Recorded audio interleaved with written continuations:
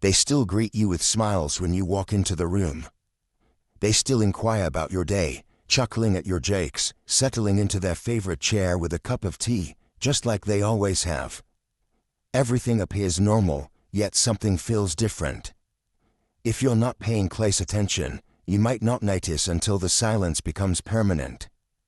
When a senior begins to quietly say goodbye, they rarely announce it. There are no dramatic moments or flashing lights. Instead, there are soft, barely noticeable shifts.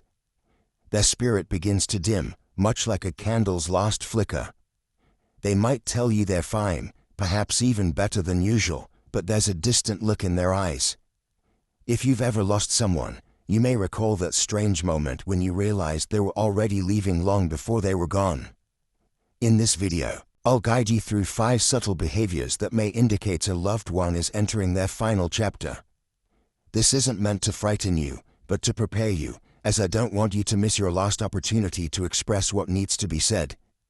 If any part of this resonates with someone in your life, please share in the comments where you're watching from and who you're thinking about right now. Someone out there needs to hear this today. Someone needs this warning before the goodbye becomes real. Let's begin. The first sign is so gentle, so heartbreakingly quiet, that many people overlook it. They start giving things away, but not in an obvious manner. It begins with small items, a cherished book they've held onto for years, a necklace worn on special occasions, or an old photo once tucked away in a drawer. You might think it's just sentimentality or a kind gesture when they softly say, "I want you to have this," as they place a worn wristwatch in your hand. You smile, perhaps even tear up a bit, but you don't realize what's truly happening. It's not merely a gift, it's a quiet farewell, a way to ensure that parts of their life, their memories, and their love continue on in the hands of those they trust. They're putting things in order in their own way. You might notice them cleaning out drawers they've never touched before, passing along recipes, family stories, or small keepsakes they no longer need. What hurts the most is that they never frame it as goodbye. They act as if everything is fine, smiling, but deep down, they know what they're doing. They're letting go of the physical world, one object at a time. It's their way of leaving pieces of themselves behind before the final moment arrives. If someone you love is doing this, I urge you to look deeper. Ask them about the stories behind those items and hold on to their meaning. For years from now, you'll realize those weren't just objects, they were final messages. The next behavior is even harder to notice, as it involves a shift in their words. They begin to speak differently, not in dramatic farewells or heavy goodbyes, but in subtle shifts that often go unnoticed. They talk less about the future and more about the past. When you ask about upcoming plans, instead of lighting up about birthdays or holidays, they might pause, smile gently, and say something like, "We'll see," or "if I'm still around." They're not being morbid or trying to scare you. It's just that something inside them has started to turn inward. They reminisce more about childhood memories, old friends who are no longer here, or songs from decades past that suddenly hold more significance. They might bring up stories you thought were long forgotten, almost as if they're reviewing their life in quiet reflection, flipping through the final pages of a photo album before closing it. Pay close attention to the words they choose. Sometimes they'll say things like, "I'm proud of you," or "Promise me you'll be okay." These simple, loving words may sound normal at first, but they carry a different weight when you realize they might be preparing their heart to let go. There's a softness in their voice, a slowing down in their sentences. They're not rushing anymore. They're choosing their words carefully because deep down, they know these conversations might be among the last. While they still smile and tell you they're fine, their voice conveys something their body isn't ready to express. If you've ever heard someone speak in that calm, reflective manner, a little too peaceful, it might have been their way of saying goodbye without ever uttering the word. What follows doesn't involve words at all. It's something you can feel in the room, a shift in energy that most people completely miss. A quiet stillness, an almost sacred calm, settles into the space where they sit. You can't quite explain it, you just feel it. It's as if time slows down in their presence, and everything noisy in the world fades away. When you walk into the room, you might find yourself lowering your voice without realizing why. You sit beside them, and before you know it, 5, 10, or even 20 minutes have passed in silence, but it doesn't feel awkward, it feels peaceful. This stillness isn't merely physical, it's something deeper, something spiritual. Their movements become slower, more deliberate. They might sit by the window longer than usual, watching the sky, the trees, the birds. Things they never had time for before suddenly become moments of quiet reverence. Strangely, they seem less bothered by things, less reactive, and less hurried to explain themselves. It's as if they've made peace with something the rest of us are still afraid to confront. You may even notice them sitting alone in a room without distraction, no TV, no phone, no sound, just being. When you ask what they're thinking, they smile and say, "Oh, nothing really." But the look in their eyes tells a different story. It's not nothing, it's everything. It's acceptance. This calm isn't depression or defeat, it's something sacred, as if the soul is beginning to loosen its grip, preparing for a quiet departure. It's often so gentle, so serene, that most people don't realize it until afterward. They'll say, "She seems so peaceful that day. I didn't know that was the last time I'd see her like that." By then, the stillness has already turned into silence. If someone you love is starting to carry that kind of peaceful weight, don't rush them.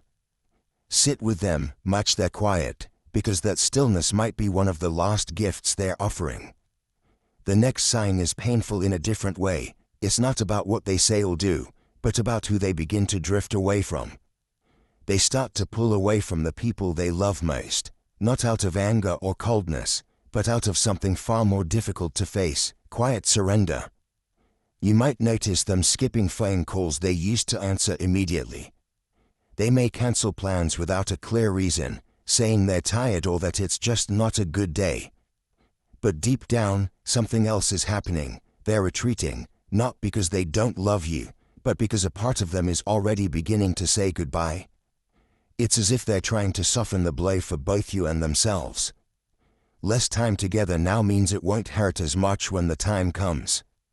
You may find them spending more time alone in their room or sitting outside by themselves, their eyes gazing off into the distance, not really watching the world but slowly detaching from it. Some days, they'll be fully present, laughing and reminiscing. Other days, they are harder to reach, even when you're right beside them. It's like their spirit is flickering in and out between two worlds. If you ask if they're okay, they'll likely say yes, not wanting you to worry or grieve them while they're still here. Instead, they quietly retreat, gently creating space between you and them, like the tide slowly pulling back from the shore. If you're not paying close attention, you might chalk it up to mood swings, aging, or just having a quiet day. But if you've ever lost someone, you might remember how it felt when they started pulling away, how you brushed it off, and how later you wished you had held them closer in that moment. This subtle withdrawal is often the heart's way of preparing for what the mind can't yet accept. It's not rejection, it's not distance born of bitterness, it's love in its most painful form, protecting you from the storm it knows is coming. The next sign doesn't involve others at all, it's something happening within their body, something they'll never vocalize, but you might begin to notice nonetheless. There's a shift in their relationship with their body, but they won't talk about it, not because they don't feel it, but because they don't want you to worry. They start eating less, gently pushing the plate away, saying, "I'm just not hungry today," or "I'll eat later," even if later never comes. The foods they once loved, warm apple pie, the morning coffee they cherished, their favorite Sunday roast, now sit untouched. They sip water, nibble at toast, and smile as if nothing is wrong, but something is. It's not about the food, it's about the body letting go. You might notice their clothes fitting looser, a ring that once fit snugly now sliding around their finger. You may catch them dazing off in the middle of conversations or drifting into long naps during the day. Their energy fades, not all at once, but in small increments. They walk a little slower, sit a little longer, and sigh more often, not always from pain, but sometimes just from the weight of time and the knowledge that it's slipping away. Their body starts sending signals that even they don't fully understand. A sudden chill of limbs, shortness of breath, getting out of bed, a look in their eyes that suggests they're far away, even when they're right in front of you. Yet, they insist, I'm fine, because that's what the brave ones always say. Don't let their final days to be marked by worry, peace, dignity, and quiet. So, they hide their discomfort, cover their exhaustion, and redirect the focus back to you. How are you doing? They ask, still being the caretaker, the protector, the strong one, even when their body whispers that the end may be near. Here's the part no one prepares you for. It all happens so slowly that you barely notice until suddenly it's fast.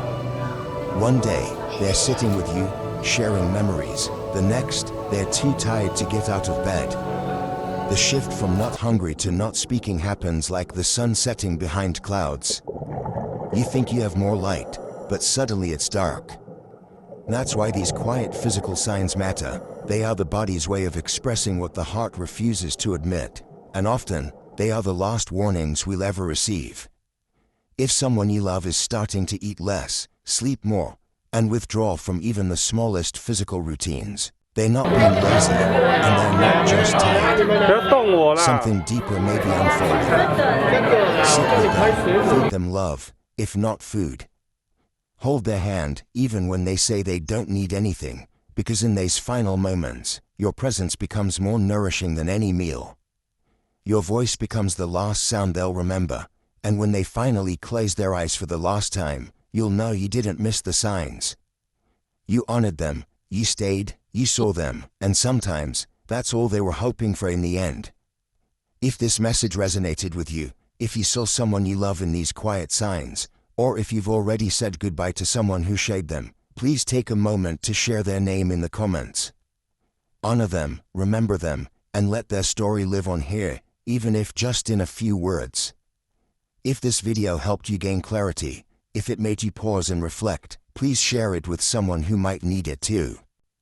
These signs are too quiet, too easy to miss, and sometimes, one video can help a family prepare, connect, or simply be present before it's too late.